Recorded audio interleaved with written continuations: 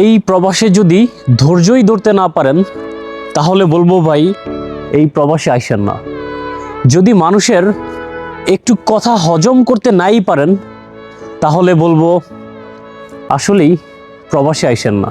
এই প্রবাসে যদি কঠিন পরিশ্রম করার মানসিকতা যদি না থাকে তাহলে বলবো ভাই সত্যি এই প্রবাসে আইসেন না। যদি দুই এক বেলা না খেয়ে থাকার অভ্যাস যদি না থাকে তাহলে বলবো এই প্রবাসে আইসেন না।